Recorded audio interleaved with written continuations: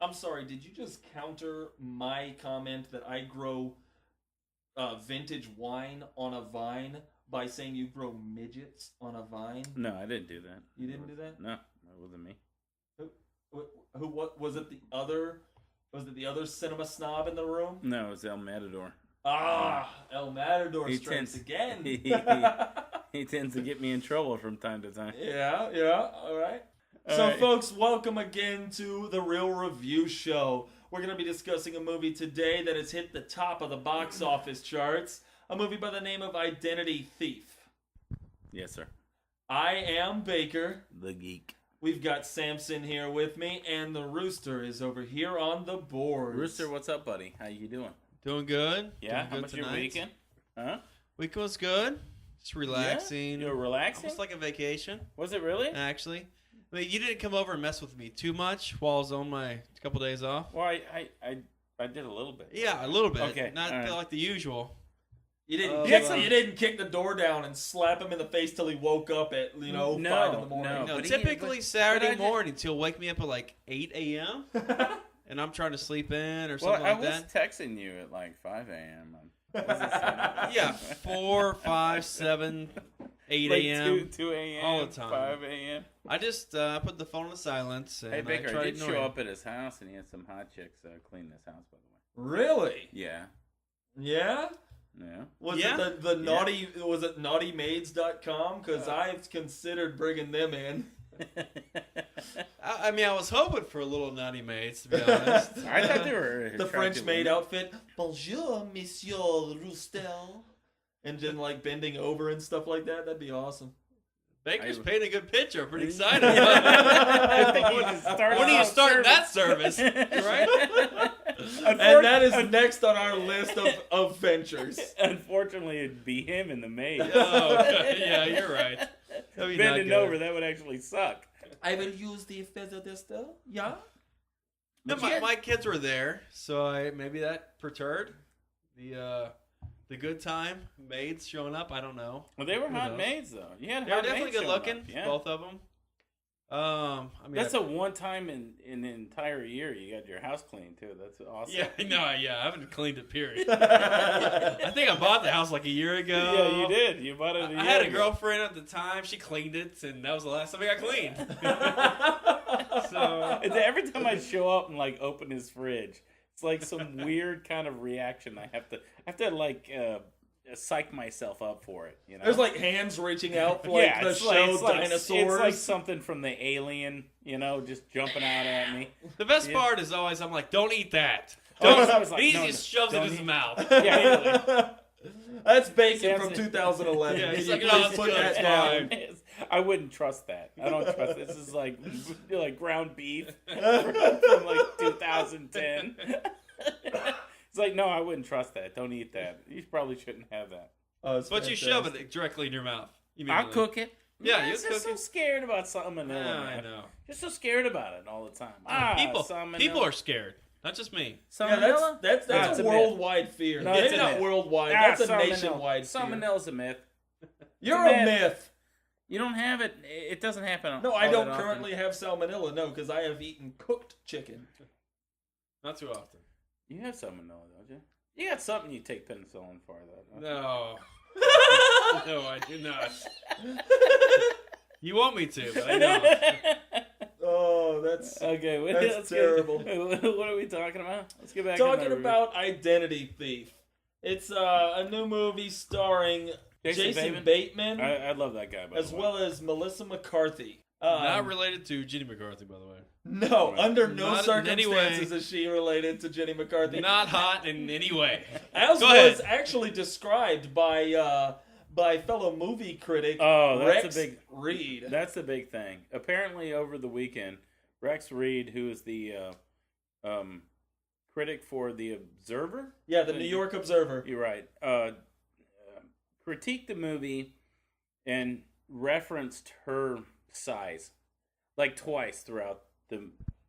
Here are just a few excerpts from his It's all review. over the internet and He referred to her as tractor-sized, as a female hippo, as a screeching, humongous creep, and as being obese and obnoxious with equal success.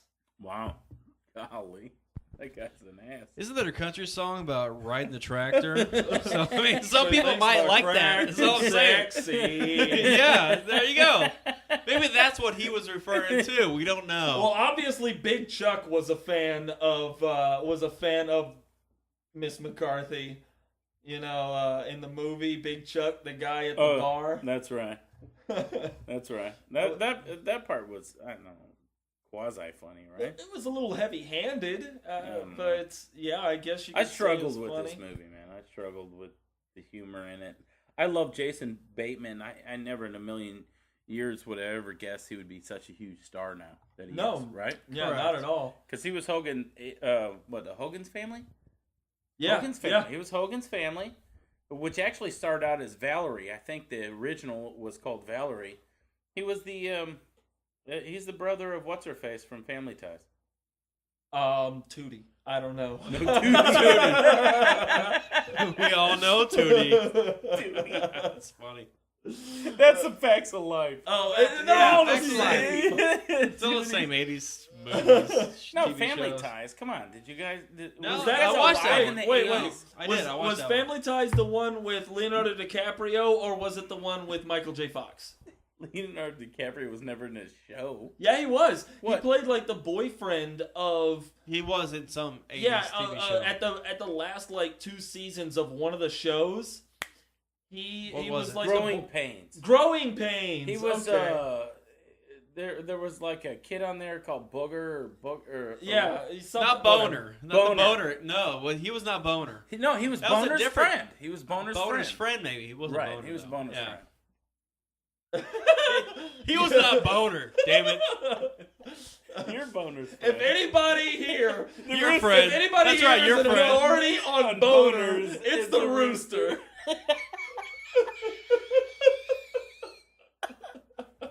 I don't get it. Yeah.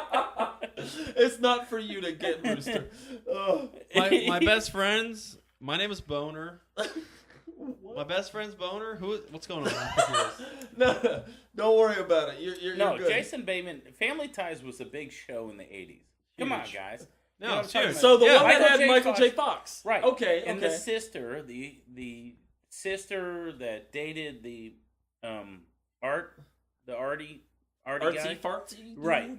Okay. Okay. That's Jason Bateman's sister. Character? If I have to explain it, I don't know. it just loses all its luster. Yeah, I don't like this. This I is don't like lusterless. it. Yes, I hate this conversation. No, we all knew who he was back in the 80s. We saw him on a TV show No, and whatever. Baker didn't. Yes, Baker's no, I didn't know about that, but I knew like he was in Teen Wolf 2. He was the main character of That Teen was Wolf like 2. the end of the 80s, man. But it's That's still one is the small 80s. movie, and then he hasn't No, done that's fine. anything in like 10 years. In 2005 or something, He starts showing he back starts up. showing back up He's in again. every and movie. And then- Hancock, I think, was his first that real was a big one. comeback. That was his That was biggest definitely- one because you think about we've seen multiple movies that he's been in now, and we don't even like him.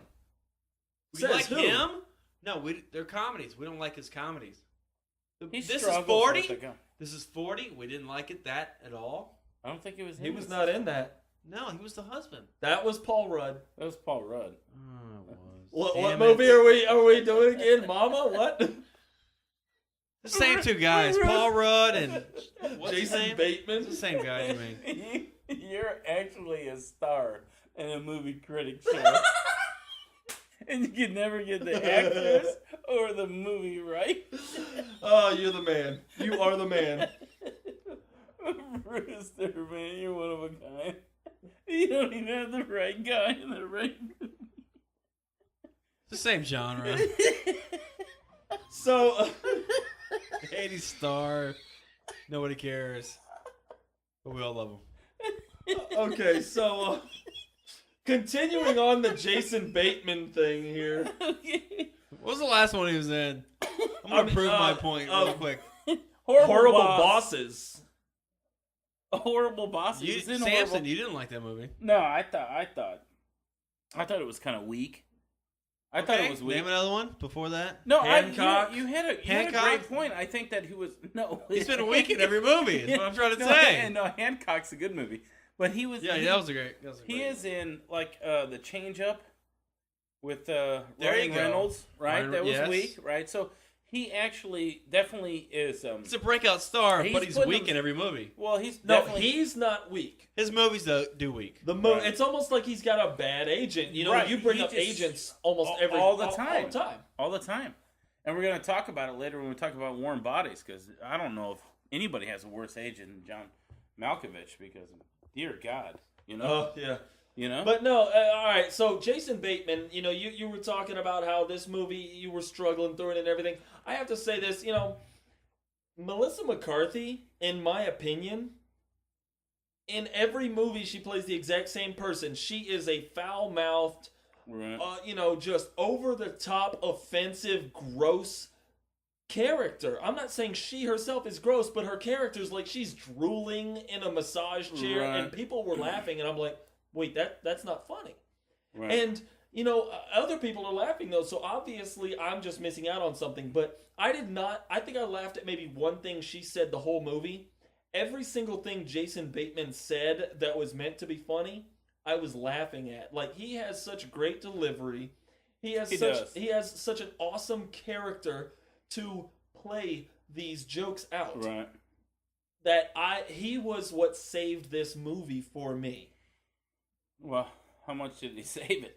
Because it really wasn't that good of a movie. The movie, all in all, wasn't that great. I mean, halfway when you through the go to- movie, when I you- thought I was like, this movie should be over soon, right? It's been like 2 Oh. hours, and it had been like 45 minutes Yeah. to an hour, and I was like, what the hell? And ultimately, I think when it comes to a comedy, has really to me, the best litmus test of all. Is it funny? Yeah. You know, at Yeah. the end of a drama's actions and stuff, you could add all Was kinds it of moving? things to it. Were there enough explosions? Right. Yeah, you whatever. could add a lot to, like, horror, gore. Was there enough gore? Everything. But when it comes down to a comedy, was it funny? At the end, was it funny? Did it make you laugh? That almost makes me think that that's the toughest genre in the business. It's pretty tough. I think it's pretty tough. Yeah? Because I watched this, we watched it together, and I didn't laugh. I mean, I laughed at one, maybe two parts throughout the movie. When like, Jason really, Bateman went off on the That was hotel funny. guy, where he's like, "Yeah, my blank is all messed up, and we're just gonna go up to the room, Right. and He she's was- gonna hate me or He whatever." was just playing along with her being a con. Yeah. That part was hilarious. Yes. And I remember had laughing me my rolling. ass off Yeah. right at that part. But for the most part, I mean, it just seemed it's so Hollywood. It had all the right things. She was obnoxious and crazy.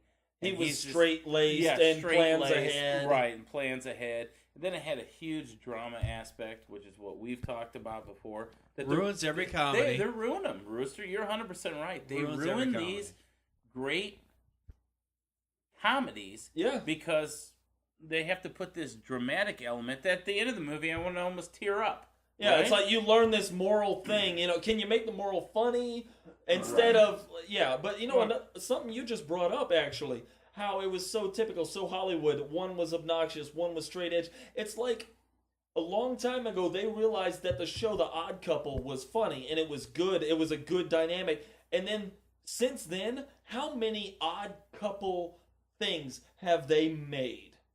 Think about it. Oh, a million. Everything. They've got this movie. I mean, you can even go to buddy cop movies. Bad Boys. You had the Bad Company. Bad Company was crap. with Chris Rock and Anthony Hopkins. It's like a But then, joke. you know, you look at Bad Boys. You've got the guy who's, you know, the family man, and you've got the guy who's the womanizer, and they clash and everything. You know, all these different things all the way down the line. They're just banking off of the Odd Couples. Yeah, but premise. that is kind of funny, though. It To a is certain extent, funny, I mean, but you're gonna it's put tired. two of the same people in the same thing. I mean, there's no dynamic there. It's not that funny, right? And you have to kind of go on the Odd Couple thing. I thought the problem was not necessarily the two characters, because her character, I thought, was created well, and so was his. But the writing of it, that whole dramatic. It's a dramatic. Like every 20 minutes, you know, you're getting another little It's writing. snippet of It's somebody's film- it's life, and film it's like, school. It's film school just ruining the industry. Yeah. What it comes down to. Because you can't have just a regular... Like, if the whole movie played out as her absurdity and him trying to... And maybe he got absurd, too. Would almost be funny, right? Yeah. But it had to have a second and third act, you know? It had to have that dramatic element in it. It had to have it. I mean, because that's what they demand in Hollywood. That's what all comedies do. Yeah, it's what they all do now. You have to have that realization where you come to realize that you're an ass and that she actually is only doing this because she was abused as a child or some weird crap. I mean, she wasn't, but it's like she didn't know who her father was, her mother. Yeah. She didn't even know her own name. It was just kind of like, oh, okay, cool. So then he realizes that she's actually a good person. She ruined his life. It doesn't even make any sense. And then she didn't even apologize. She kept trying to force the ruining onto him. And he's just like, you're okay. You're okay. You've had a rough in life. You've had a hard time. Here's a mulligan at life. I totally dig what you're going through. And then the wife was so understanding. It was like... Yeah, the wife was understanding within like 12 minutes. She's like, she made the kids laugh. Right. You talk about contrived. Yeah. So this is what you get all the time. Why can't we have the Three Amigos things? Why can't we just have absurdity from beginning to end? Why can't you have that? Why do you think Hangover was so successful? Because from beginning to the end, it was absurd. Exactly. There was no arc. Yeah. The only arc was, realization he's on the roof. He's on the roof. Holy crap. Right. Yeah. You know, but it was absurd from beginning to the end. Yeah, maybe the last 5 minutes, they go, okay, we got to jump into this dramatic portion of, they got married, and here you go. Right. But then they finished it up with looking at pictures, which exactly totally made it all worth it. Absurd from beginning to end. Yeah. It's like Spies Like Us. Yeah. A phenomenal movie. It's absurd from beginning to end. Yeah. Yes. You know what I'm saying? Yeah. I mean, I don't want to watch Identity Thief and cry at the end of it. No. They almost had you in tears. It was just there were so many dramatic elements and moments. You're kind of going, this kind of sucks. Yeah. I really hate that they're doing That's this. how they make movies now, though. That's how they do it. Comedies. That's film school killing it, buddy. Yeah. That's I hate film school, by the way. Yeah. That's people. That's directors thinking they're better than they are because of that. It's a formula they have for screenwriting. It's first, second, and third acts. This is all it is. So, what'd you think about the movie, Samson? I will say, wait for the network premiere. It wasn't so bad that I would use the anesthetic. Sure. But I would definitely, not spend the money to go bring your family to it. I would not anticipate that it's going to come out in a red box or DVD or whatever, right? So if you happen to be chilling around the house, cleaning, and it comes on USA, just watch it once, and then probably you won't want to watch it again. You'll get like 3 or 4 decent laughs. That's it. Right. And then you'll be satisfied. That's rough, though. Yeah. Baker, what do you got? I'm actually going to have to concur here with Samson. Neither of us discussed what our ratings would be, but in the movie, an hour in, we were both like, yeah, we've got our rating. I agree. Wait for the network premiere, because if I had a bunch of people over, maybe some family in town or something like that, and it showed up on FX or something on cable, I'd be like, oh, hey, I saw this movie in the theaters. It's not that bad. Check it out. Right. I think that's actually the most appropriate thing that I can say about it is it's not that bad. Hey, way to go, Seth Gordon. It's not that bad. That's it. That's all I can say about it is, I didn't hate the movie, but did I walk away from this movie saying, you know what? That's a good one. That's a keeper. No, it's not a keeper. No, not at all. Right. Jason Bateman was enjoyable. It's not. Some other people. Well, he always is, though. I mean, exactly. To me, I think he's great. I love him in almost everything. He's a redeeming quality in the movies. Arrested Development is probably one of the. It's awesome. Oh, it's such a great show, and it's coming back. It is coming back. That's buddy. what they say. It's not happening yet. I'm excited if it does, though. That's what they say. But the director was the same guy who did Horrible Bosses. Okay. And Four Christmases, and Freakonomics was actually a good documentary, but this wasn't outstanding. Yeah. So we should end this review because I have nothing more to say. There's nothing more to say, buddy. Thanks a lot here for joining us here at The Real Review Show. You can check us out at facebook.com/TheRealReviewTX and follow us at Samson L. Matador, at Baker the Geek, and at the Rooster BB on Twitter. And coming soon, our website, TheRealReviewShow.com. .com. Thanks a lot for joining us here today, folks. Catch you next time.